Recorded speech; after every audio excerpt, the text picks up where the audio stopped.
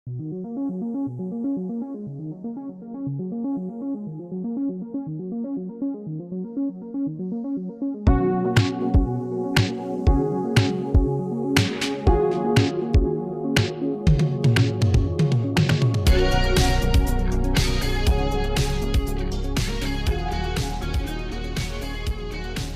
lepo dobrodošli vsi poslušalci nazaj pri poslušanju Tangente. Danes bo naša oddaja zaznamovana z 30. obletnico obstoja samostojne države Republike Slovenije. In v zvezi s tem dejstvom se bomo danes pogovarjali o nacionalni identiteti, ta pojem skupaj nekako razvijali ob vprašanjih in o njem nasplošno razpravljali. Pomembno pa je tudi povedati, da danes z Janezom tukaj na Tangenti nisva sama, temveč je z nama prav poseben gost in to je Dmitar Zvonimir Mitev, ki bi ga zdaj rad povabil, da nekaj več pove o sebi. Živijo Dmitar še z moje strani. Lepo pozdravljen med nama. Hvala. Lepo pozdravljen tudi vi. Hvala na povabilu. Me veseli, da sem tukaj. Ja, seveda, ja. Ja, sicer jaz sem študent IŠRM-ja, interdisciplinarnega študijskega programa računalništva in matematike na Fakultetu za računalništvo in informatiko in Fakultetu za matematiko in fiziko v Ljubljani. Prihajam pa iz Makedonije, iz enega mesta na jugovzhodu Makedonije, Strumica. Sem pa rojen v mešanem braku med Hrvatom pa Makedonko. Ja, sem rojen v Zagrebu, odrastel v Strumici, pa sem tle prišel sem na faks, leto pa pol nazaj že. Ja. Kar leti čas. Torej, ja, drugi letnik si, ne? Že drugi letnik, ja. Še nekaj pozabil sem opomniti na to, da to oddajo snemamo tudi kot nekakšno napovednik oziroma kot nekakšno predhodno reklamo za večerno akademijo, ki se bo odvijala 19. januarja, torej v torek, in sicer ob 20. preko Zooma oziroma na Zoomu. Spletne prijave sprejemamo za poslušanje akademije in sicer na info@izuitskikolegi.si. Naš gost bo profesor dr. Ernest Petrič, strokovnjak na področju mednarodnega prava, ki je na svoji raziskovalni karieri tudi veliko delal oziroma bil zelo aktiven na področju obravnave varstva in pravic narodnih manjšin, tako da lepo vabljeni k poslušanju akademije. Sedaj pa nazaj k Dmitarju.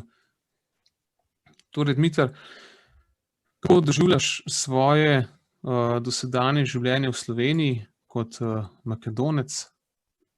Na začetku moram priznati, da je bilo malo težko, ker vse se strinjamo vsi, da je vsak začetek težek. Sprememba sredine, pa novi ljudje zraven, pa na nek način tudi novo življenje, ne.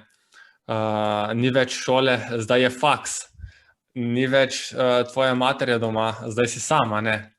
Zdaj sam kuhaš, zdaj sam pereš in tako naprej. Na začetku je bilo malo težko iz tega aspekta, ker sem se malo počutil, kot da sem tujec.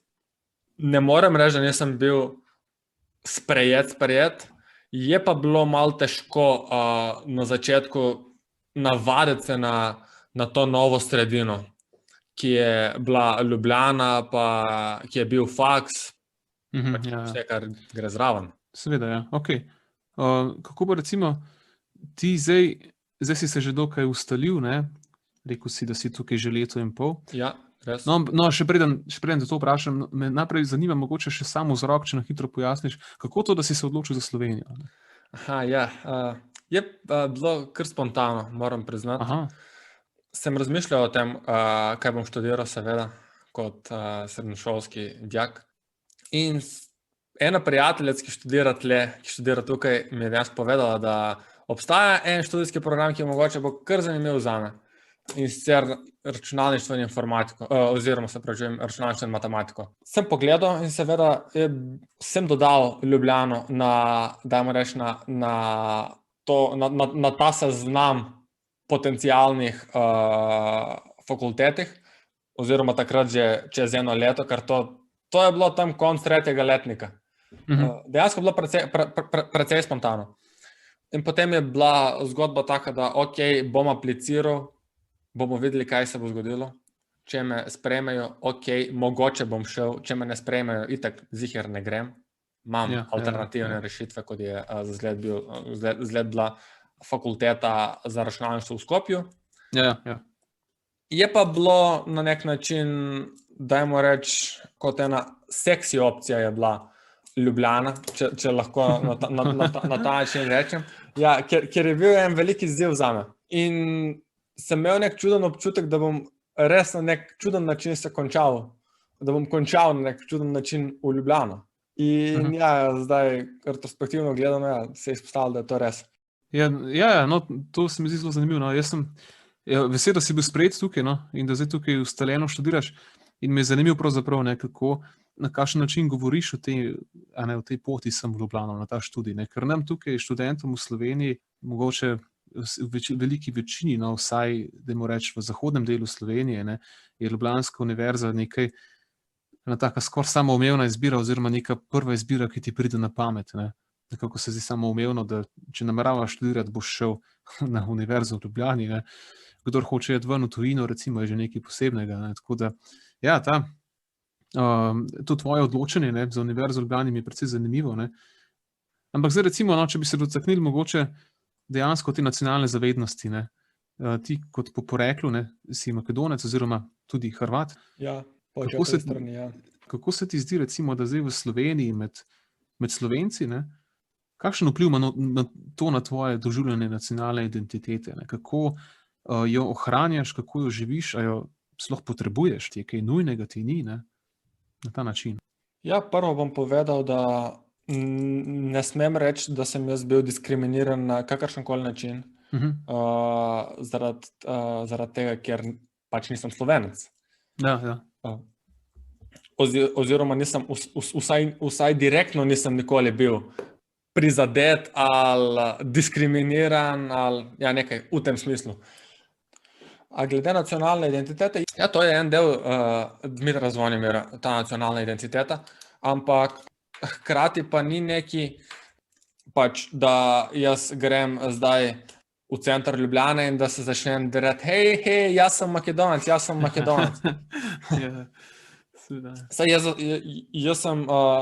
na nek način prihvatil to, da sem jaz sem tujec tukaj in vem, da je moje, dajmo reči, da nimam istih, ne bom rekel pravic, ampak čakajte, kakšna je zdaj slovenska beseda? Ja, tudi pravice bi lahko rekel, ali pa pravic, Sem, da ne pride kot, takrat pa bi res bil diskriminiran, če jaz nimam istih pravic. Ja, pa odvisno kakšne, mislim, ali pa privilegijev. Ja, hvala, je privilegije po slovensko. Ja, recimo, če misliš nekaj, kar ti nekako pripada zaradi nečesa, kar nisi dosegel sam. Hkrati bom rekel, da nimam istih privilegij kot ostalih Slovencev. Za zgled, zdaj vsi študenti so dobili 150 evrov na mesec, jaz nisem. Okay, sam zaradi tega, ker jaz nisem Slovenec. Oziroma, če sem bolj natančen, zaradi tega, ker nimam slovenskega državljanstva. Ampak, več ali manj ista zadeva. Ampak se ne smem pritoževati, to je moj status tukaj in pač prihvaćam. Če jaz nisem hotel nekaj takega, potem sploh ne bi smel priti sem. Ali ne bi smel iti v tujino, ne samo v Slovenijo, kamorkoli. No, ampak jaz mislim, tako, če gremo širše še malo na identiteto, recimo, bodi si makedonsko, hrvaško, slovensko, francosko ali pa bilo kaj. Ne. Tako, sigurno je en pomemben del te identitete je jezik. No. Mislim, ko sem jaz malo razmišljal, kaj pravzaprav meni pomeni biti Slovenc. Ne. Nekako se ustaviš na jeziku. Pol ostale zadeve so se mi zdele pa tako zelo površinske. No. Recimo, mislim, je zelo nedorečeno, kaj pomeni biti Slovenc.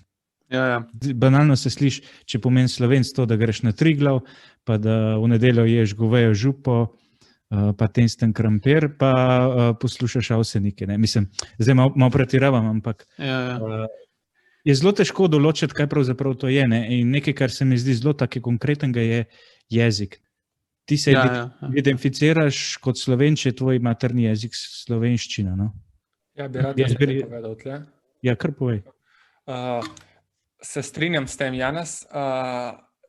Veste zakaj? Zaradi tega, ker sem se začel jaz počutiti tukaj veliko bolj prihvaćenega takrat, ko sem začel dejansko govoriti slovensko. Zdaj, seveda, moja slovenščina je daleko od idealna, ampak ko sem že začel komunicirati z ostalimi po slovensko, ko nisem moral uporabljati hrvaščine ali angleščine, takrat sem že imel takšen občutek za zgled na faksu, tam je bilo najbolj izraženo, ko se pogovarja s kolegi, da dejansko obstaja lahko rečemo neko prijateljstvo tudi, ali pa neka splošna konverzacija je bila na en drug nivo takrat, ko pač kaj jaz vem, čez 3 mesece, to pomeni, jaz sem prišel sem 2019 leto septembra, dajmo reči tam nekje decembra.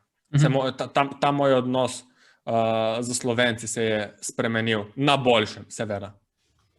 Je to bilo zelo kar hitro, ne? Ja, bi rekel, da je bilo kar hitro. No, recimo, če smo že pri tem, kakšna je bila tvoja pot tega, mislim, tvoja pot? Kako si se kaj učil te slovenščine, ne? Kaj si moral narediti, na kaj si bil pozoren, no? In če si ta tvoj nivo danes, ki ga imaš, si kaj ponosen na to, kar si dosegel, ne? Ja, seveda. V mojo slovenščino so šli veliko, oziroma je šel veliko uporabnega časa, pa truda, pa vse ostalo. Seveda sem ponosen, sem imel jaz sicer kot tujec, imamo to izbiro, da v prvem letniku se učimo, hkrati imaš še en predmet zraven, slovenščina kot tuji jezik. Slovenščina kot tuji jezik 1, pa slovenščina kot tuji jezik 2. To imaš akreditirano? Ja, 3 EKTS, ECTS, ko se že reče. Okay. To je veliko pomoglo. Lahko en shout-out do moje profesorice iz slovenščine, Staša Pisek. Zelo dobra profesorica, moram reči, iz Filološke fakultete v Ljubljani. Ampak to je bilo, dajmo reči, tisto slovnično strano.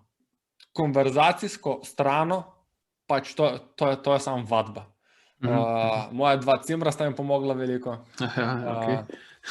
Pa še to, da dejansko živim s Slovenci, da slišim slovensko, kaj jaz vem, 9 ur na dan. Ja, tako je. Za zgled, ko je vse bilo še normalno, pač se zbudiš zjutraj, greš na faks, tam imaš, kaj jaz vem, 7 ur slovenščino. 7 ur slišiš slovensko. Greš potem v Špar, pač jaz spet moraš govoriti slovensko, Prideš domov, 2 cimra Slovenca, z njim se pogovarja slovensko in tudi če nočeš, pač se boš naučil. Če nočeš, Sliko prej v svojo, to je res, to je čisto res. Moja, recimo, izkušnja tujine, jaz sem bil v Italiji 4 leta, je podobna, Jaz sem bil edini Slovenc v skupnosti, kjer sem bil, pač na začetku tudi dobro, italijanščina se lahko z rokami pomeniš. Ampak tako je zelo, mislim, jaz lahko rečem, da sem doživljal res tudi ne bom zdaj pretiraval travma, ampak je ena frustracija, težava tudi v izražanju, pa ko priješ toliko noter, tudi v italijanščino, pa se pa začneš že spraševati, kaj, ko se prilagajaš tudi na sam okolje novo, tujo. Kaj zdaj to pomeni? A sem jaz Slovenca, moram Italijan ratati, kaj zdaj to pomeni? Tako da jaz sem imel malo krizice tudi v tem smislu. A moram čisto zdaj pozabiti tisto, kar je bilo slovensko? Nisem imel tazga referimenta močnega.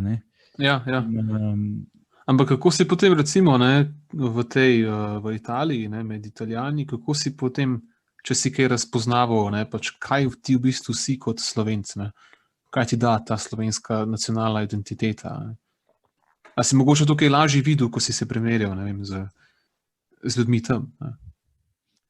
Recimo, en pristop je, mislim, da Slovenci, ne vem, Dimitar, če imaš ti tudi tako občutek v Slovencih, no, boš pa povedal, ampak se mi zdi, da preveč smo kritični, Mislim, tako tudi, kako imamo zadeve zrihtane, je en ideal Nemčija vedno, ali pa Švica, pa nismo, pa bi bili radi, pa nam narata čista,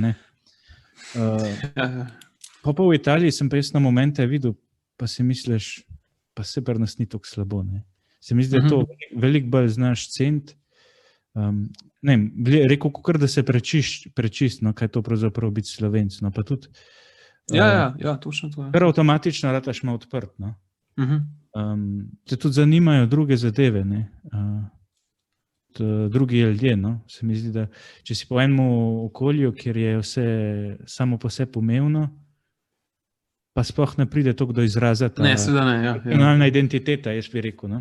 No, to ima izkušnja. No. Zdaj Dmitr lahko pove, če je on bolj sproščen, bolj svoboden do tega, ampak ima tudi kakšne druge težave, no, ki mogoče mu povzroča slovenski kontekst.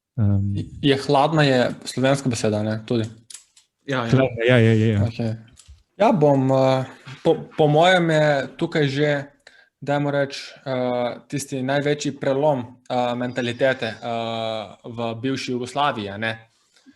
Imel sem takšen občutek, da na začetku, da ste malo hladni kot narod, da se ne pogovarjate preveč, da delate to, kar pač morate narediti in to je to. Nek drug ritem življenja, ne? Ja. Na katerega jaz nisem bil navaden.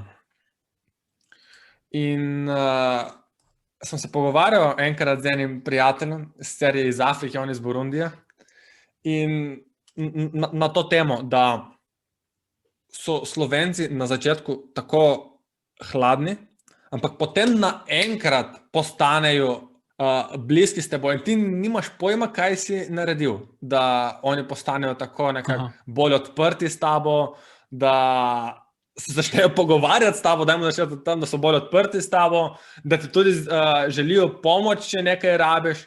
Tega na začetku ni bilo.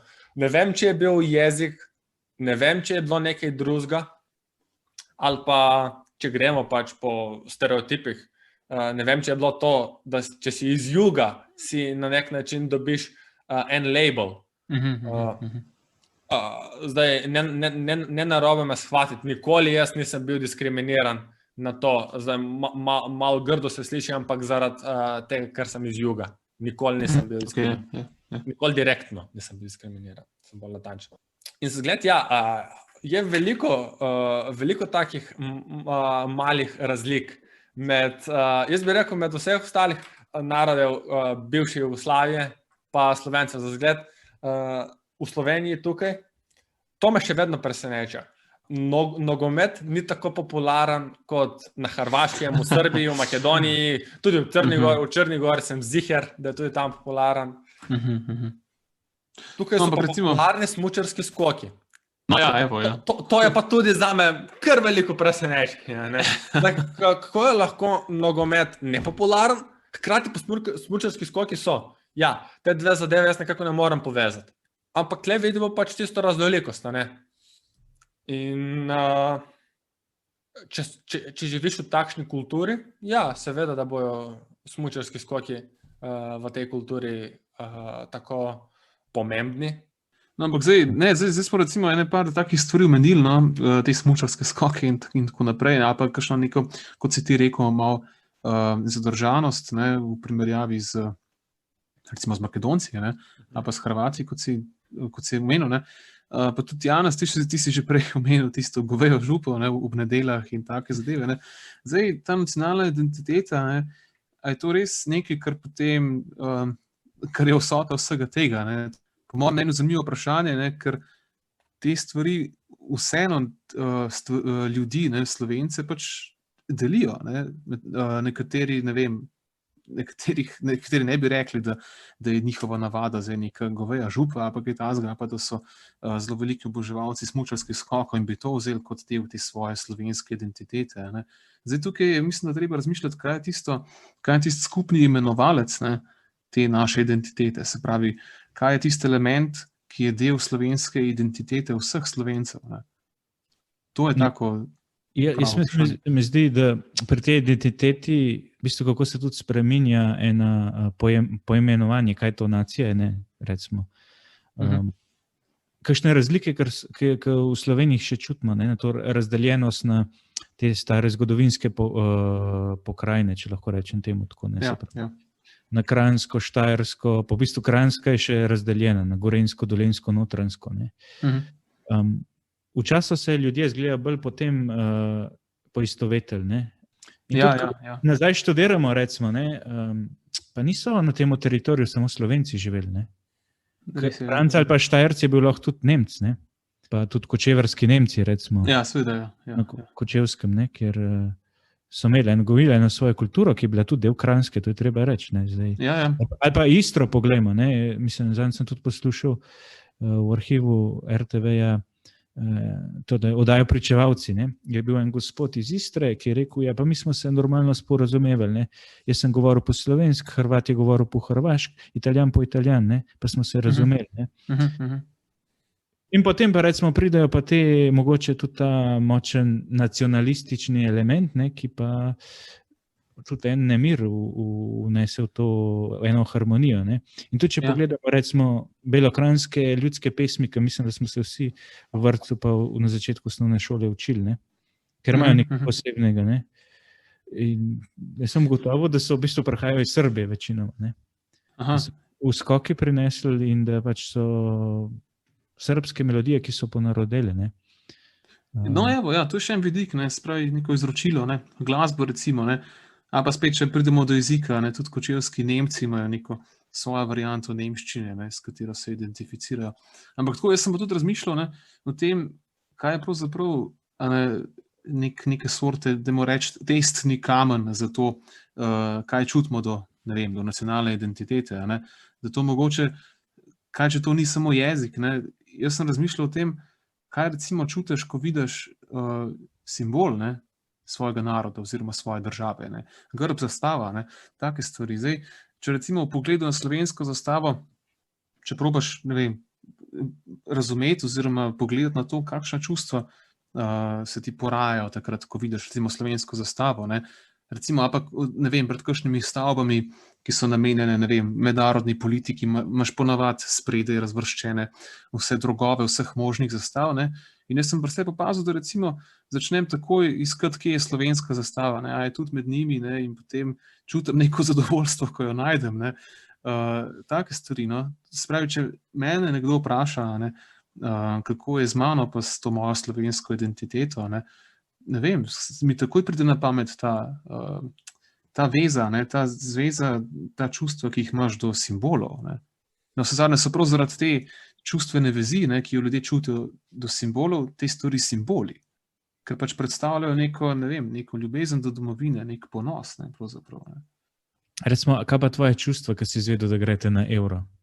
Ali na svetovno prvenstvo v fuzbalu? Kaj je? Ja, dobro vprašanje. Prvo stvar, ki sem naredil, je bila, sem imel eno makedonsko majico. Mislim, sem gledal tekmo in pač dokler sem gledal tekmo, sem imel makedonsko majico nase. In prvo stvar, ki sem naredil, ko je sodnik sviral konc tekme, je bilo, sem začel pojeti eno makedonsko nacionalno pesmo, Edno ime imame, še posebej zdaj v te čase, v kateri se zdaj nahajamo, ker Makedonija je kakšno leto nazaj, malo več kot eno leto nazaj, je spremenila ime. Ne? Pa še vedno je v Makedoniji ta občutek, da a smo Severna Makedonija? Ne, mi nočemo biti Severna Makedonija, ne, mi smo Makedonija. Pa za zdaj tudi v Sloveniji. Enkrat me ena sošolka vprašala, kaj ti misliš o spremembi imenu, ne? Pa ne vejo natančno ostali, kaj naj rečejo zdaj, čakaj, si ti Makedonec, ti Severno-Makedonac, a svojo državo imenujem tvoja država se imenuje Severna Makedonija, ampak to te bo mogoče prizadelo, če nekdo tako pove. In ja, prva stvar, ko sem naredil, da pridem nazaj na tvoje vprašanje, Janez, sem začel pojeti makedonske pesme, pa sem se snemal, kako pojem makedonsko pesmo, pa sem poslal v eno skupino.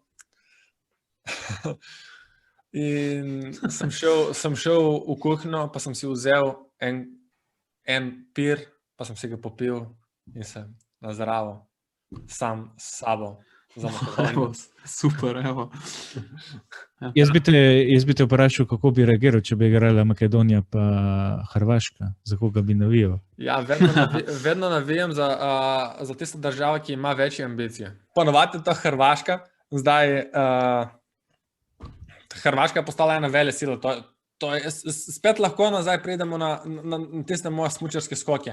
Ja, če je ena država, ki ima za zgled Hrvaška manj kot 5 milijonov ljudi znotraj, Ja.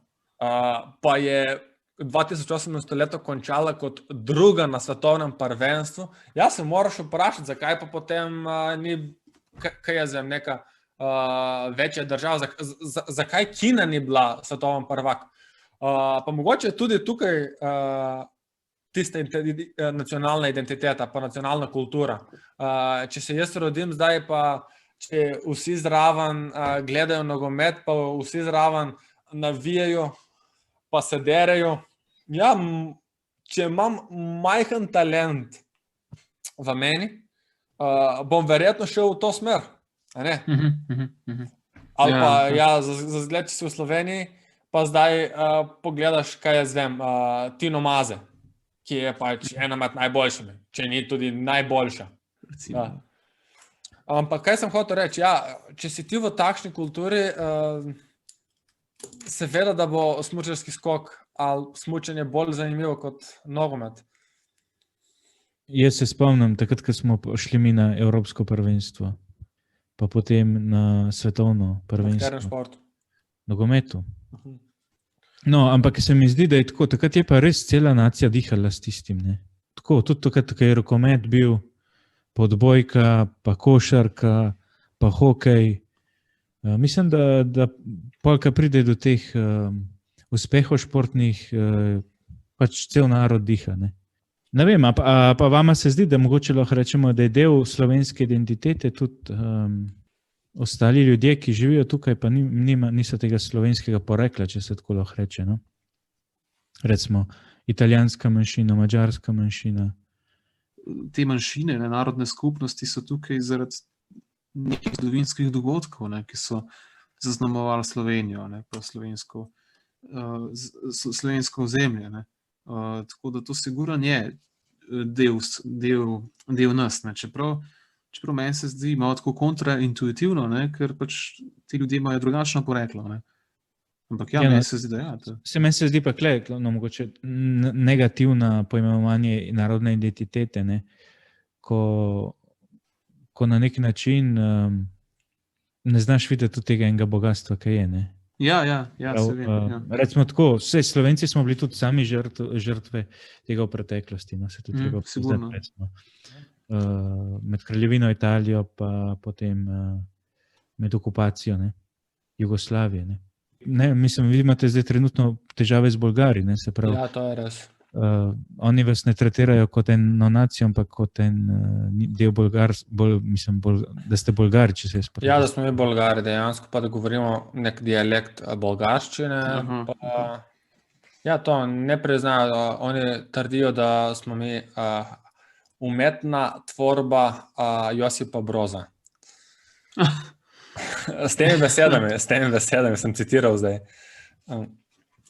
Ja, sej, to nas pa pripelje do te, mislim, to je vsekakor grda izjava, po mojem mnenju, je to nekaj nespoštljivega, ampak da ti pa misliti, pač, kaj je tisto, kar, ne vem, podeli status naroda, Pač sigurno tukaj pridemo nazaj do nekih tistih spet vseh možnih zgodovinskih zapletov in tako naprej, tudi za Belgijo, malo tako humorno sem slišal, da marsikdo dvom v to, da bi Belgija lahko bila narod, Belgijci in tako naprej, ampak to je zelo grdo do njih, ker oni to svojo identiteto živijo z dneva v dan in zdaj meni reče, da to ne bi nič pomenilo. Nek zunanji človek sploh po mojem mnenju nima nobene pristojnosti, da kaj takega reče, pač ker ne ve, kako se ti ljudje počutijo v svoji identiteti, narodni identiteti. In zdaj, tukaj vprašanje, zaradi česa neka narodna identiteta obstaja. Pravzaprav niso zgodovinski dogodki na tisto, kar je pač nek obvezen element, da je nekaj lahko narod, da čutiš neko nacionalno identiteto.